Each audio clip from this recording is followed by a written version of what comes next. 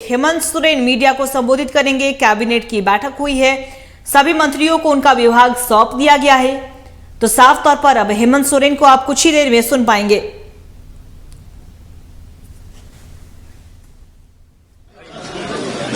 हाँ दादा, नई टीम बनकर तैयार हो गई, आपकी रफ्तार पकड़ लेगा। हाँ पकड़ेगा।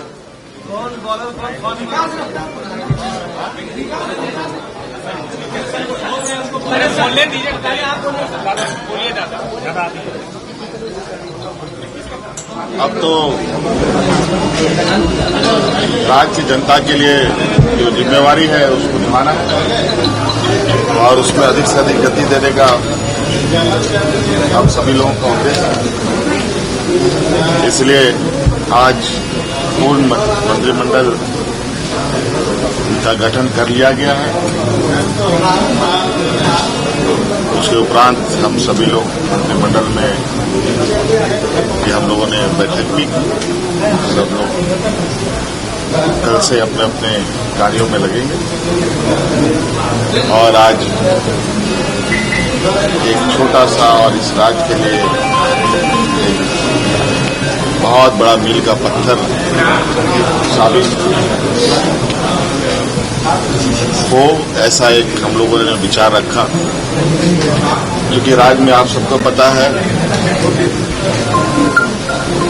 कि माइनिंग गतिविधियां सबसे अधिक चलती हैं। विभिन्न तरीके के माइनिंग एक्टिविटीज यहां पर होती हैं और हम लोग बोलते भी हैं कि 40% से अधिक खनिज संपदा हमारे राज्य में है, पूरे देश का। लेकिन उससे प्रभावित होने वाले लोगों के विषय को लेकर कोई स्पष्ट नीति सरकार के पास नहीं थी। जो विस्थापित हुए या जो विस्थापित होने वाले हैं उन लोगों के लिए। और आज हम लोगों ने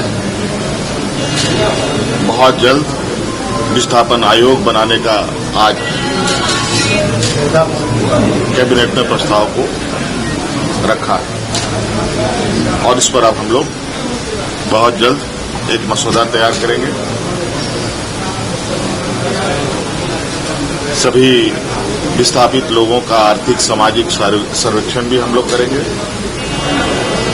एक डाटाबेस तैयार किया जाएगा जिससे सभी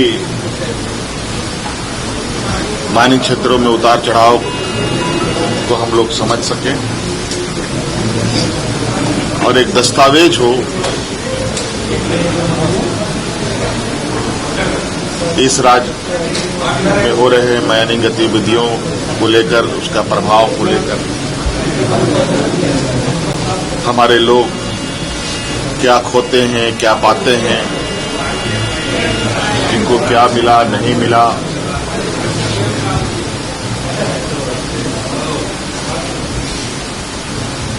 इसका प्रभाव क्या है, इसको लेकर हम लोग बहुत जल्द उसका एक मसौदा तैयार करेंगे।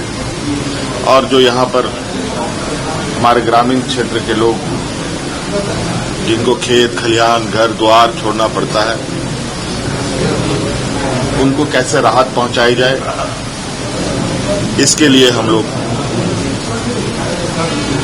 सरकार एक नीति बनाएगी और इस नीति के साथ हम लोगों को जो लोग प्रभावित लोग हैं उन पर और उनके लिए हम लोग काम करेंगे। विरोध दादा, ये क्या ये टाइम बॉन्ड भी इसके लिए निर्धारित कर रहे हैं दादा? क्योंकि इस समय 1 मिनट से चल कि इतने ये जो क्योंकि ये लंबे अरसे से इसकी मांग हो रही थी और आप इस पे अब गंभीरता से विचार कर रहे हैं, तो इसको लेकर क्या आगे कुछ है कि इतने दिनों में ये धरातल कर जाएगा? और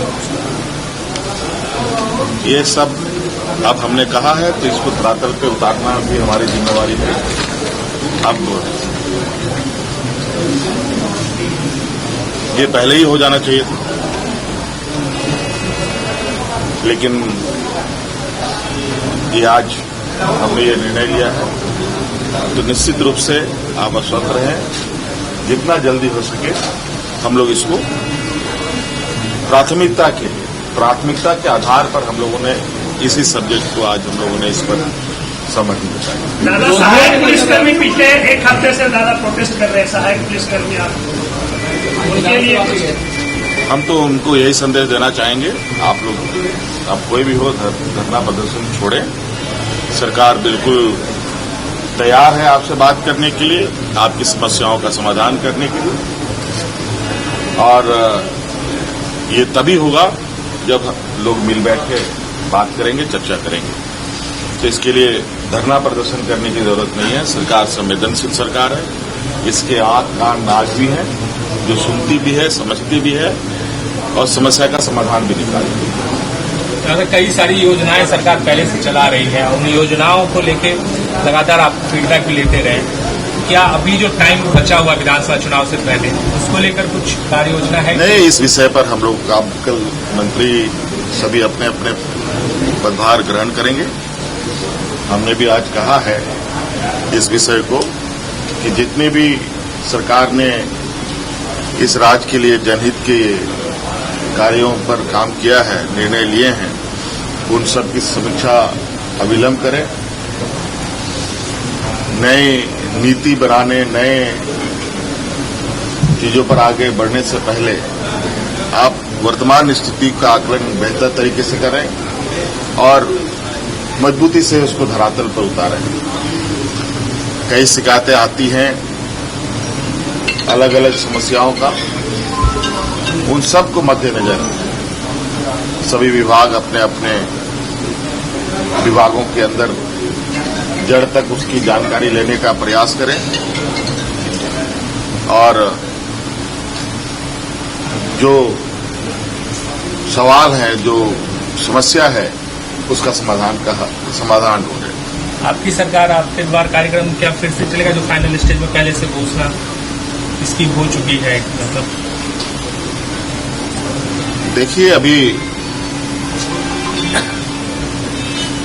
हम लोगों ने तो ये प्रारंभ किया ही है। कई बार सरकार आपके द्वार के कार्यक्रम हुए हैं और हमारा प्रयास है, हमने पहले भी कहा है कि हमारी सरकार प्रोजेक्ट बिल्डिंग से नहीं, गांव से चलेगा और इसके लिए कार्य योजना और काम करने के तरीके आने वाले समय में कैसे अपनाए जाएंगे, ये आप लोग हम लोग समय समय पर बताते रहेंगे। धन्यवाद।